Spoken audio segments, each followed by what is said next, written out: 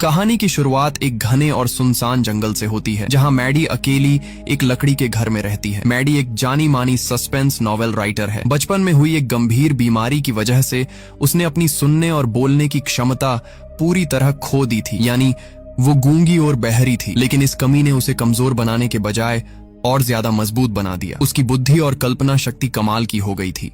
नई किताब लिखने के लिए प्रेरणा पाने की खातिर मैडी शहर की भीड़-भाड़ और शोरगुल से दूर इस जंगल में आकर रहने लगी थी। वहां उसके साथ सिर्फ उसका पालतू काला बिल्ली का बच्चा रहता था, जिसका नाम था ब्लैकी। एक शाम उसकी सबसे अच्छी दोस्त और उसकी बड़ी फैन सारा हमेशा की तरह उससे मिलने आती है। दोनों इशारों की भाषा में काफी देर तक बातें करती हैं। सारा मैडी की नई किताब के अंत को लेकर बहुत उत्साहित होती है और उसे लगातार मोटिवेट करती रहती है। लेकिन अच्छी बातें ज्यादा देर तक नहीं टिकती। धीरे धीरे अंधेरा होने लगता है और सारा घर लौटने के लिए निकल जाती है। लेकिन कुछ ही मिनटों बाद एक बेहद डरावना हादसा होता है। सारा, जो अब तक अपने घर पहुंच जानी चाहिए थी, अचानक खून से लथपथ हालत में वापस मैडी के घर के पीछे वाले दरवाजे तक भाग कर आती है। वह बुरी तरह डरी हुई होती है, पूरी ताकत से कांच के दरवाजे को पीटते हुए मदद के लिए चिल्ला रही होती है। लेकिन मैडी की पीठ दरवाजे की तरफ होती है और वह कुछ भी सुन नहीं सकती। इसलिए वह आराम से अपना काम करती रहती है और उसे पीछे हो रही इस भयावह घटना का बिल्कुल अंदाजा नहीं होता। तभी अंधेरे से एक आदमी बाहर निकलता है। उसके चेहरे पर सफेद डरावना मास्क है और हाथ में एक बड़ा शिकारी चाकू। फिलहाल हम उसे सांग ब्याओ कहेंगे। वह बिना कुछ बोले सारा के बाल पकड़ लेता है और उसके पेट में बार बार चाकू घोंप देता है। कुछ ही सेकंड में सारा की दर्दनाक मौत हो जाती है। उसके बाद वह चाकू निकालकर दरवाजे के फ्रेम पर जोर से मारता है। जंगल की खामोशी में यह आवाज बहुत तेज गूंजती है, लेकिन घर के अंदर मौजूद मैडी को कुछ भी सुनाई नहीं देता। सारा को मारने के बाद वह आदमी वहां से जाने ही वाला था, लेकिन तभी उसकी नजर कांच के उस पार खड़ी मैडी पर पड़ती है। वह सोच में पड़ जाता है कि आखिर इतनी जोर जोर की आवाजों और हलचल के बावजूद इस लड़की ने पीछे मुड़कर देखा तक क्यों नहीं। अपने शक को पक्का करने के लिए वह खून से सना हुआ मुक्का कई बार कांच पर मारता है, लेकिन मैडी फिर भी कोई प्रतिक्रिया नहीं देती। अब उसे समझ आ जाता है कि मैडी सच में बाहरी है। यह जानकर उसके चेहरे पर एक खतरनाक और विकृत मुस्कान फैल जाती है। वह तुरंत घर के अंदर घुसने की कोशिश नहीं करता। पहले सारा की लाश को घसीटकर छिपा देता है और यहीं से शुरू होता है एक खौफनाक शिकार का खेल। इसके बाद मैडी वापस अपने कंप्यूटर के सामने बैठ जाती है और अपनी किताब का अंत लिखने में लग जाती है। तभी वह आदमी चुपचाप पीछे का खुला दरवाजा खोलकर घर के अंदर घुस आता है। वह बिना कोई आवाज किए मैडी के पीछे खड़ा हो जाता है। दोनों के बीच मुश्किल से आधा मीटर का फासला होता है। वह जानबूझकर अपने चाकू को धातु की कुर्सी से रगड़ता है ताकि तेज आवाज निकले, लेकिन मैडी को उसका कोई एहसास नहीं होता। उसी समय कंप्यूटर स्क्रीन पर उसकी बहन की वीडियो कॉल आ जाती है। कॉल देखते ही वह आदमी तुरंत कैमरे की नजर से बचकर एक कोने में छिप जाता है। इशारों की भाषा में बात करते हुए मैडी की बहन अचानक कुछ अजीब नोटिस करती है। उसे लगता है कि अभी अभी मैडी के पीछे कोई काली परछाई तेजी से गुजरी है। वह पूछती है, मैडी, तुम्हारे पीछे अभी कौन था? मैडी पीछे मुड़कर खाली गलियारे को देखती है और मुस्कुराकर जवाब देती है कि शायद उसका बिल्ली का बच्चा फिर से शरारत कर रहा होगा। कॉल खत्म होने के बाद वह पूरे घर में बिल्ली को ढूंढती है, लेकिन वह कहीं नहीं मिलती। आखिरकार वह दरवाजे में थोड़ा सा गैप छोड़ देती है ताकि बिल्ली वापस आ सके और फिर से कंप्यूटर पर बैठ जाती है। लेकिन अब कहानी एक और ज्यादा डरावने मोड़ पर पहुंचने वाली थी। कुछ देर बाद अचानक मैडी के कंप्यूटर पर एक नोटिफिकेशन आता है। उसी समय उसके फोन पर भी कुछ तस्वीरें पहुंचती हैं। वह जैसे ही उन तस्वीरों को खोलती है, उसके शरीर का खून मानो जम जाता है। पहली तस्वीर में वह खुद दिखाई देती है, जब कुछ मिनट पहले वह घर में अपनी बिल्ली को ढूंढ रही थी। दूसरी तस्वीर में भी वही अलग कमरे में नजर आ रही होती है, लेकिन सबसे डरावनी तस्वीर आखिरी थी। उसमें मैडी ठीक उसी समय कंप्यूटर के सामने बैठी हुई दिखाई दे रही थी जब वह तस्वीर देख रही थी, यानी जिसने तस्वीर खींची थी वह अभी भी उसके बेहद करीब मौजूद था। अब मैडी को समझने में देर नहीं लगती कि कोई अजनबी उसके घर में घुस चुका है, उसका फोन चुरा चुका है और इस वक्त बाहर खड़ा होकर उसे देख रहा है। कांपते हुए वह तस्वीर के एंगल को देखकर मुख्य दरवाजे की तरफ नजर घुमाती है। तभी उसे अंधेरे में खड़ा वही मास्क पहना हुआ आदमी दिखाई देता है। वह मुस्कुराते हुए उसके फोन को अपने हाथ में लहरा रहा होता है। खतरे को सामने देखकर मैडी तुरंत दरवाजे की तरफ दौड़ती है और पूरी ताकत से उसे लॉक कर देती है, लेकिन वह आदमी बिल्कुल भी परेशान नहीं होता। वह आराम से घर के चारों ओर घूमता है और दूसरे खुले रास्तों की तलाश करने लगता है। मैडी मजबूर मजबूर होकर घर की हर खिड़की और दरवाजे को एक एक करके बंद करने लगती है। वह किसी गोलकीपर की तरह पूरे घर में दौड़ रही होती है ताकि हत्यारा अंदर न घुस सके। जब उसे लगता है कि फिलहाल सभी रास्ते बंद हो चुके हैं तो वह तुरंत कंप्यूटर की तरफ भागती है और इंटरनेट के जरिए पुलिस को मैसेज भेजने की कोशिश करती है। लेकिन जैसे ही वह संदेश भेजने वाली होती है, अचानक पूरे घर की बिजली चली जाती है। बाहर खड़े उस आदमी ने मुख्य बिजली का स्विच बंद कर दिया था। कुछ ही सेकंड में वाईफाई राउटर भी बंद हो जाता है और इंटरनेट पूरी तरह खत्म हो जाता है। अब मैडी के पास न बिजली बची थी, न इंटरनेट और न ही उसका फोन। वह सचमुच दुनिया से पूरी तरह कट चुकी थी। इसके बाद वह आदमी उसके सामने एक और खौफनाक काम करता है। वह बाहर खड़ी मैडी की कार के चारों टायर चाकू से फाड़ देता है। अब अगर मैडी किसी तरह घर से निकल भी जाए तो उसके पास भागने का कोई साधन नहीं बचा था। उसके बच निकलने का आखिरी रास्ता भी बंद हो चुका था। चारों तरफ से घिर चुकी मैडी आखिर एक नई कोशिश करने का फैसला करती है। वह सोचती है कि शायद बातचीत करके इस आदमी को जाने के लिए मनाया जा सकता है। अंधेरे में वह एक लिपस्टिक ढूंढती है और कांच के दरवाजे पर कांपते हाथों से लिखती है, मैंने तुम्हारा चेहरा नहीं देखा है। अगर तुम अभी चले जाओगे तो मैं किसी को कुछ नहीं बताऊंगी और मेरा बॉयफ्रेंड भी बस आने ही वाला है। ताकि वह आदमी साफ साफ पढ़ सके, मैडी टॉर्च से उन शब्दों पर रोशनी डालती है। लेकिन उसे नहीं पता था कि सामने खड़ा इंसान कोई सामान्य अपराधी नहीं बल्कि एक बेहद खतरनाक साइको था। वह आदमी लिखी हुई बात पढ़ता है और फिर धीरे धीरे अपने चेहरे से मास्क उतार देता है। पहली बार मैडी उसकी असली शक्ल देखती है। चेहरे पर दाढ़ी के बाल, ठंडी आंखें और बिल्कुल भावनाहीन चेहरा। वह कांच के पास आकर अपने होंठों को धीरे धीरे हिलाता है ताकि मैडी उसे पढ़ सके।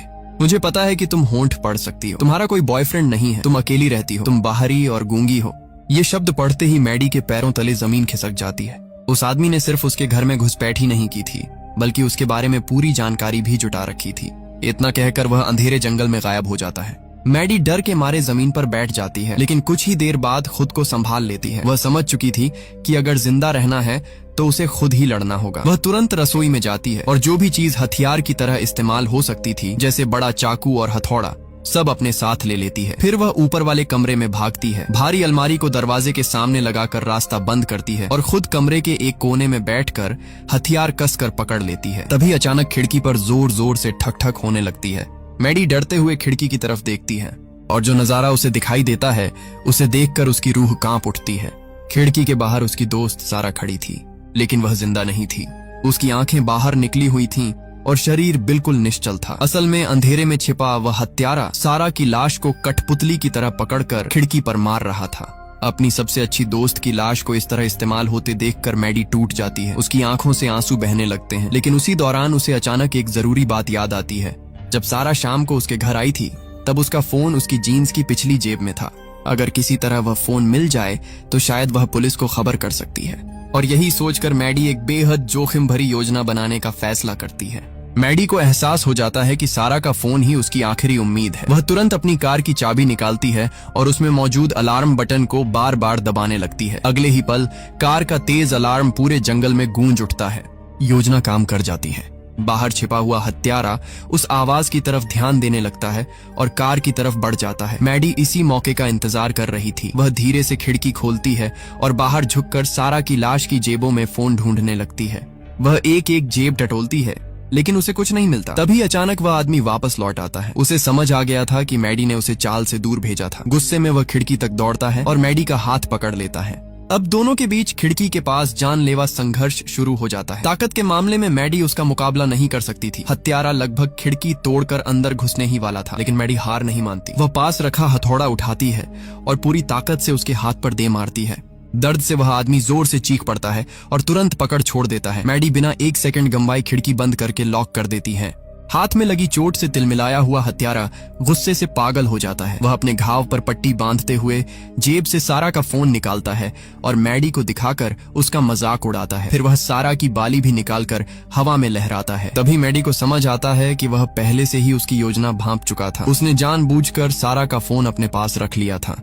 अब पुलिस को बुलाने की उम्मीद भी खत्म हो चुकी थी, लेकिन मैडी अभी भी हार मानने वाली नहीं थी। कुछ देर बाद वह घर के सामने वाले हिस्से से चुपके से बाहर निकलती है और लकड़ी के बने फर्श के नीचे छिप जाती है। उसका इरादा था कि मौका मिलते ही वह जंगल पार करके सारा के घर पहुंचे और मदद मांगे।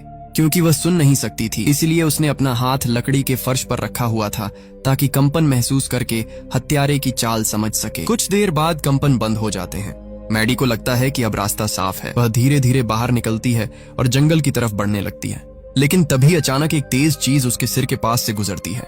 एक भारी क्रॉसबो से छोड़ा गया तीर उसके सिर को छूता हुआ पीछे पेड़ में जा धंसता है। मैडी दंग रह जाती है।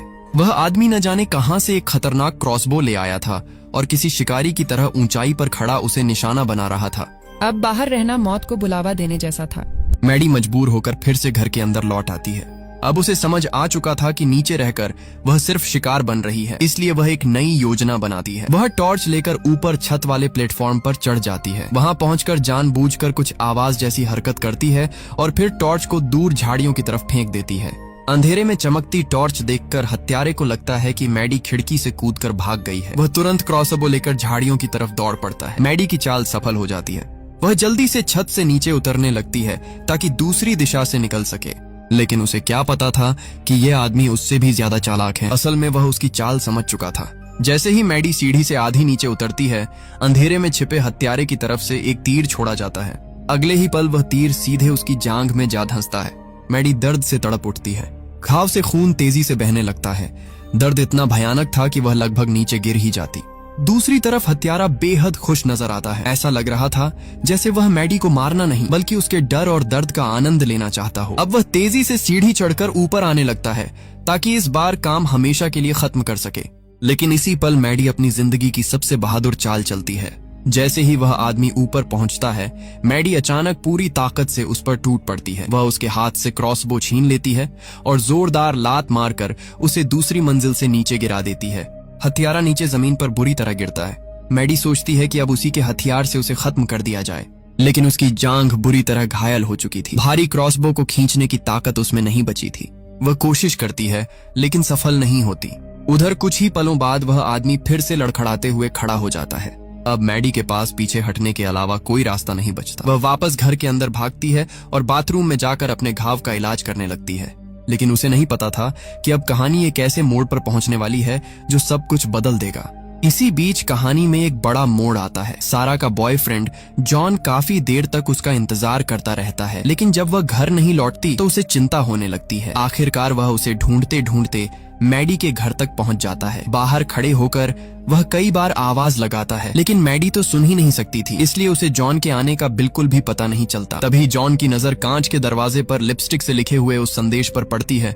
साथ ही उसे आसपास खून के निशान भी दिखाई देते हैं। ये सब देखकर उसे तुरंत एहसास हो जाता है कि यहाँ कुछ बहुत बुरा हुआ है। वह बिना समय गंवाए अपना फोन निकालता है और पुलिस को कॉल करने की कोशिश करता है, लेकिन तभी अंधेरे में छिपा हुआ हत्यारा बाहर निकल आता है। वह सिर्फ एक साइको किलर ही नहीं बल्कि बेहद चालाक इंसान भी था। टॉर्च की रोशनी जॉन पर डालते हुए वह पुलिस अधिकारी की तरह चिल्लाता है, रुको, हाथ ऊपर करो। अचानक हुए इस घटनाक्रम से जॉन घबरा जाता है और जल्दी से बताता है कि वह अपनी गर्लफ्रेंड सारा को ढूंढने आया है। हत्यारा उसका आईडी कार्ड देखने का नाटक करता है और फिर बड़ी सफाई से झूठी कहानी सुनाने लगता है। वह कहता है कि वह नया पुलिस ऑफिसर है और इलाके में घुसपैठ की शिकायत मिलने पर यहाँ आया था, लेकिन यहाँ पहुँचते ही किसी अज्ञात आदमी ने उस पर हमला कर दिया। उसका फोन, बटुआ और यहाँ तक कि उसकी सर्विस पिस्टल भी छीन ली। फिर वह जॉन से कहता है कि उसे मुख्यालय से संपर्क करना है, इसलिए अपना फोन दे दो। उसकी बात इतनी भरोसेमंद लगती है कि जॉन पूरी तरह तो नहीं लेकिन काफी हद तक उस पर यकीन कर लेता है और अपना फोन उसके हवाले कर देता है। हत्यारा कुछ देर फोन पर बात करने का नाटक करता है और फिर बड़ी आसानी से उसे अपनी जेब में रख लेता है, लेकिन तभी उससे एक छोटी सी गलती हो जाती है। जेब में हाथ डालते समय एक चीज नीचे गिर जाती है। जॉन नीचे देखता है और उसकी आंखें फैल जाती हैं। वह सारा की बाली थी, वही बाली जो उसने खुद उसके जन्मदिन पर उसे गिफ्ट की थी। उसी पल जॉन सब समझ जाता है। सामने खड़ा आदमी कोई पुलिस वाला नहीं बल्कि उसकी गर्लफ्रेंड का हत्यारा है। लेकिन वह यहीं नहीं रुकता। वह अपने भारी चमड़े के जूते से मैडी की उंगलियों पर पूरी ताकत से पैर रख देता है। हड्डियां टूटने की भयानक आवाज गूंज उठती है। दर्द इतना भयानक था कि मैडी का पूरा शरीर कांपने लगता है। उसका मुंह खुला रह जाता है और वह पूरी ताकत से चीखना चाहती है, लेकिन उसके गले से कोई आवाज नहीं निकलती। हत्यारा कुछ देर बाद जानबूझकर अपना पैर हटाता है और होंठ हिलाते हुए कहता है, अब ये खेल खत्म होने वाला है, मैं अंदर आ रहा हूँ। मैडी दर्द से लगभग टूट चुकी थी, लेकिन उसने हार नहीं मानी। वह अपनी बची हुई ताकत से दरवाजे को फिर से लॉक कर देती है। फिर अपनी बुरी तरह कुचली हुई दाहिनी हथेली की तरफ देखती है। इस बार उसकी आंखों में डर नहीं था, वहां सिर्फ गुस्सा और हत्या का जवाब देने का इरादा दिखाई दे रहा था। वह अपने घायल हाथ से बहते खून को उंगलियों पर लगाती है और कांच के दरवाजे पर बड़े बड़े अक्षरों में लिखती है, डरपोक। ये सिर्फ एक शब्द नहीं था, यह सीधे हत्यारे के अहंकार पर हमला था। एक ऐसा आदमी जो खुद को ताकतवर शिकारी समझता था, उसे एक घायल, बाहरी और गूंगी लड़की ने डरपोक कह दिया था। यह पढ़ते ही वह पूरी तरह पागल हो जाता है। गुस्से में वह अपनी कार के पास भागता है और वहां से एक भारी लोहे की रॉड उठा लाता है। फिर पूरी ताकत से कांच के दरवाजे पर वार करना शुरू कर देता है। मैडी समझ चुकी थी कि अब आखिरी मुकाबला करीब है। वह शांत होकर अपने कंप्यूटर के पास बैठती है और तेजी से टाइप करना शुरू कर देती है। वह लिखती है, वह आदमी लंबा है, गोरा है, चेहरे पर दाढ़ी है, उसके दाएं कंधे में तीर का घाव है और बाएं हाथ पर हथौड़े की चोट लगी हुई है। अगर मैं मर जाऊं तो यह जानकारी पुलिस तक पहुंचा देना। इसके बाद वह अपने परिवार के लिए भी एक संदेश लिखती है, मम्मी, पापा, बहन, मैं आप सबसे प्यार करती हूँ। अगर मैं मर जाऊं तो याद रखना कि मैंने आखिरी पल तक लड़ाई लड़ी थी, मैं डर कर नहीं मरी। यह सिर्फ एक सुसाइड नोट नहीं था, यह उसके संघर्ष का ऐलान था। संदेश लिखने के बाद मैडी एक तेज फल काटने वाला चाकू उठाती है और घर के बाथरूम में जाकर छिप जाती है। उसे पता था कि उसकी हालत अब सीधी लड़ाई लड़ने लायक नहीं रही। उसकी जांघ में तीर लगा था, हाथ टूट चुका था और काफी खून भी बह चुका था। इसलिए वह जगह का फायदा उठाकर घात लगाने का फैसला करती है। लेकिन हत्यारा भी कम चालाक नहीं था। वह मुख्य दरवाजे से अंदर आने के बजाय घर के दूसरे हिस्से से चढ़कर ऊपर वाली खिड़की से अंदर घुस जाता है। फिर बिना कोई आवाज किए धीरे धीरे बाथरूम तक पहुंच जाता है। मैडी का पूरा ध्यान बाथरूम के दरवाजे पर था। क्योंकि वह सुन नहीं सकती थी, इसलिए उसे जरा भी अंदाजा नहीं था कि मौत उसके ठीक पीछे खड़ी है। हत्यारा चुपचाप बाथटब के अंदर खड़ा होकर उसे देखने लगता है। उसके चेहरे पर जीत की मुस्कान फैल जाती है। उसे लगता है कि अब खेल खत्म हो चुका है। वह धीरे धीरे झुकता है और मैडी की गर्दन के पास गर्म सांस छोड़ता है। लेकिन अगले ही पल कुछ ऐसा होता है जिसकी उसे उम्मीद नहीं थी। जैसे ही गर्म हवा मैडी की गर्दन से टकराती है, उसका शरीर तुरंत खतरा महसूस कर लेता है। बिना एक पल गंवाए वह नीचे झुककर पलटती है और हाथ में पकड़ा चाकू पूरी ताकत से हत्यारे के घुटने में घोंप देती है। चाकू सीधे उसकी घुटने की हड्डी के पास धंस जाता है। दर्द से वह जोरदार चीख मारता है। मैडी इस मौके का फायदा उठाकर बाथरूम से बाहर निकलती है और लंगड़ाते हुए लिविंग रूम की तरफ भागने लगती है। लेकिन अब उसका शरीर जवाब देने लगा था। जांघ का घाव, टूटा हुआ हाथ और लगातार बहता खून उसकी ताकत खत्म कर चुका था। वह कुछ कदम ही दौड़ पाती है कि अचानक उसके पैर जवाब दे देते हैं। वह जोर से फर्श पर गिर पड़ती है। उसकी नजर धुंधली होने लगती है। दूसरी तरफ घायल होने के बावजूद हत्यारा फिर से उठ खड़ा होता है और लंगड़ाता हुआ उसकी तरफ बढ़ने लगता है। अब उसे लगता है कि आखिरकार वह इस लड़की को खत्म कर देगा। फर्श पर गिरी मैडी की हालत बेहद खराब हो चुकी थी। उसकी जांघ में तीर का गहरा घाव था, हाथ की उंगलियां बुरी तरह टूट चुकी थीं और लगातार खून बहने की वजह से उसका शरीर जवाब देता जा रहा था। उसकी आंखों के सामने सब कुछ धुंधला होने लगा था। दूसरी तरफ घायल हत्यारा लंगड़ाता हुआ उसकी तरफ बढ़ रहा था। उसकी आंखों में सिर्फ नफरत और हत्या की प्यास दिखाई दे रही थी। वह अपने हाथ में चाकू उठाता है और मैडी को खत्म करने के लिए आखिरी वार करने की तैयारी करता है। लेकिन ठीक उसी पल मैडी की नजर रसोई के पास रखे एक बड़े कीटनाशक स्प्रे पर पड़ती है। अपनी बची हुई सारी ताकत जुटाकर वह उसे उठाती है और सीधे हत्यारे के चेहरे पर स्प्रे करना शुरू कर देती है। तेज केमिकल उसकी आंखों में भर जाता है। दर्द और जलन से वह तड़प उठता है। उसके हाथ से चाकू छूट जाता है और वह अपनी आंखें पकड़कर जमीन पर गिर पड़ता है। मैडी यहीं नहीं रुकती। वह तुरंत पास रखा एक हाई वॉल्यूम स्मोक अलार्म उठाती है और उसका टेस्ट बटन दबा देती है। अगले ही पल पूरे घर में बेहद तेज और कान फाड़ देने वाली आवाज गूंजने लगती है। अलार्म की आवाज इतनी तेज थी कि किसी भी सामान्य इंसान के कान सुन्न हो सकते थे। लेकिन यही वह पल था जब मैडी की सबसे बड़ी कमजोरी उसकी सबसे बड़ी ताकत बन गई। जो आवाज बाकी लोगों के लिए असहनीय थी, उसका उस पर कोई असर नहीं हो रहा था। फिर भी हत्यारा शारीरिक रूप से उससे कहीं ज्यादा ताकतवर था। दर्द और शोर के बावजूद वह अचानक मैडी पर झपट पड़ता है और उसे जमीन पर दबा देता है। अगले ही पल उसके दोनों हाथ मैडी की गर्दन पर कस जाते हैं। वह पूरी ताकत से उसका गला दबाने लगता है। मैडी छूटने की कोशिश करती है, लेकिन उसकी ताकत बहुत कम हो चुकी थी। धीरे धीरे उसके शरीर से ऑक्सीजन खत्म होने लगती है। उसकी आंखों के सामने अंधेरा छाने लगता है। उसी दौरान उसके दिमाग में कई तस्वीरें घूमने लगती हैं। उसे अपने माता पिता की मुस्कान याद आती है, अपनी बहन के साथ बिताए पल याद आते हैं, सारा की दोस्ती याद आती है और जॉन की कुर्बानी भी। लेकिन मरने से ठीक पहले उसके अंदर जीने की आखिरी चाह फिर जाग उठती है। संघर्ष करते हुए उसकी उंगलियां किसी ठंडी धातु की चीज से टकराती हैं। वह एक मेटल का वाइन ओपनर था, जिसे शाम को वाइन की बोतल खोलने के लिए इस्तेमाल किया गया था। मैडी अपनी बची हुई सारी ताकत एक जगह इकट्ठा करती है। फिर बिना एक सेकंड गंवाए उस वाइन ओपनर को उठाकर सीधे हत्यारे की गर्दन में घोंप देती है। नुकीला धातु का हिस्सा उसकी गर्दन की मुख्य नस में धंस जाता है। अगले ही पल खून तेज दबाव के साथ बाहर निकलने लगता है। हत्यारे की आंखें फैल जाती हैं। उसे यकीन ही नहीं होता कि जिस लड़की को वह पूरी रात कमजोर समझता रहा वही उसकी मौत का कारण बनने वाली है।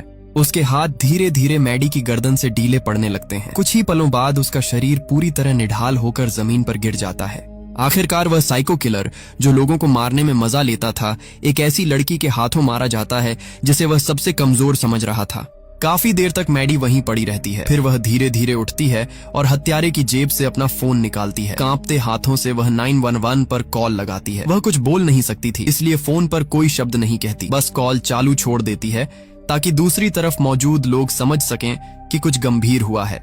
इसके बाद वह अपने घायल शरीर को संभालते हुए धीरे धीरे उस डरावने लकड़ी के घर से बाहर निकलती है। उसके कपड़े खून से सने हुए थे, शरीर पर अनगिनत चोटें थीं और चलना भी मुश्किल हो रहा था। आखिरकार वह घर के बाहर बनी सीढ़ियों पर बैठ जाती है। उसके आसपास अब भी वही जंगल था, वही रात थी, वही खामोशी थी। लेकिन एक चीज बदल चुकी थी। अब उस खामोशी में डर नहीं था, अब वहां सिर्फ सुकून था। जिंदा बच जाने का सुकून, अपने लिए लड़ने का गर्व और यह एहसास कि चाहे हालात कितने भी बुरे क्यों ना हो, इंसान आखिरी सांस तक लड़ सकता है। फिल्म के अंत में यही संदेश सबसे ज्यादा असर छोड़ता है। जब दुनिया आपको कमजोर समझे, जब हर रास्ता बंद नजर आए और जब सामने सिर्फ अंधेरा दिखाई दे, तब भी हार मान लेना जरूरी नहीं होता। मैडी ने आखिरी पल तक लड़ाई लड़ी और इसी वजह से वह जिंदा बच पाई। यही वजह है कि यह फिल्म आज भी सबसे बेहतरीन सर्वाइवल थ्रिलर फिल्मों में गिनी जाती है।